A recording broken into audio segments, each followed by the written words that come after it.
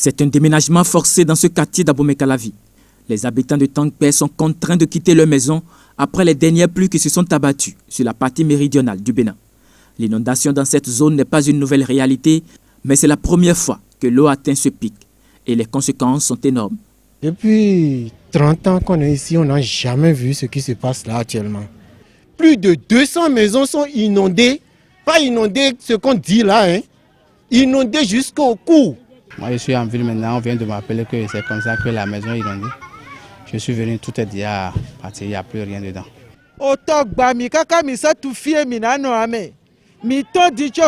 Nous sommes envahis par l'eau et nous ne savons plus où rester.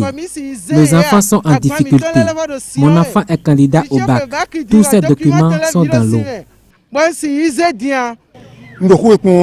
J'étais à la maison et ma clôture s'est effondrée. Le puits de la maison, n'en parlons pas. J'ai tout perdu. Les diplômes de mes enfants, tout est parti. Je suis obligé de prendre les quelques effets que j'ai pu récupérer pour une destination inconnue avec ma famille.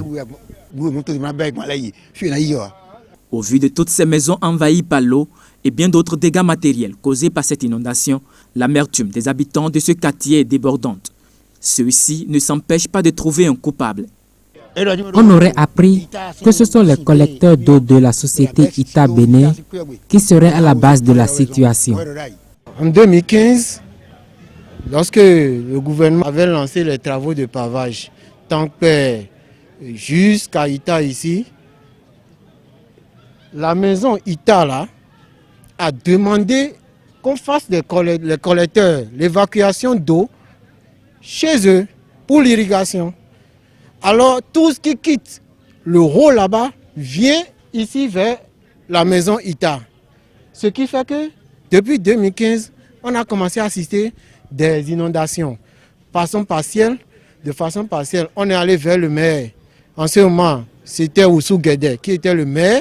Monsieur Oussou Guédé est venu constater et aller voir Ita. Après ça, rien. Après, Bada est venu, on est allé vers Bada. Pareil, pas de solution. Pour cette année, c'est la goutte d'eau qui a fait déborder le vase. De l'autre côté, l'enceinte de l'Institut international pour l'agriculture tropicale, Ita Bénin, est elle-même inondée.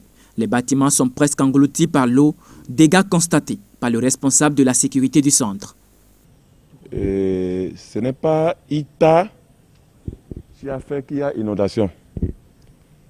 Vous voyez, on a des caniveaux. Bon, vous avez vu, depuis Tankpé jusqu'ici, il y a un caniveau qui donne l'eau.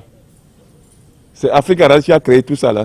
Une organisation internationale qui s'occupait du riz. C'est eux qui patronnaient en ce temps ici. Ce n'était pas Ita qui patronnait, c'était eux.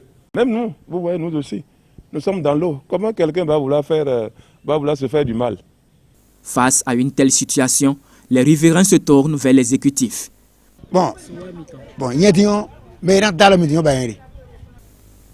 Je n'attends qu'une aide quelconque pour récupérer ma maison. Je ne suis que retraité.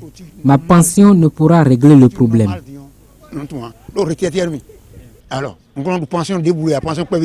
Ce qui se passe ici est extrêmement grave pour deux raisons. Il y a des WC qui sont déjà effondrés, des puisards effondrés et le pire, c'est des reptiles qu'on retrouve dans l'eau. On demande aux autorités, en tout cas l'autorité suprême, de réagir vite par rapport à cette situation. On a des compteurs dans l'eau déjà. Toutefois, ils envisagent manifester leur mécontentement suite à ce qu'ils appellent une mauvaise gestion.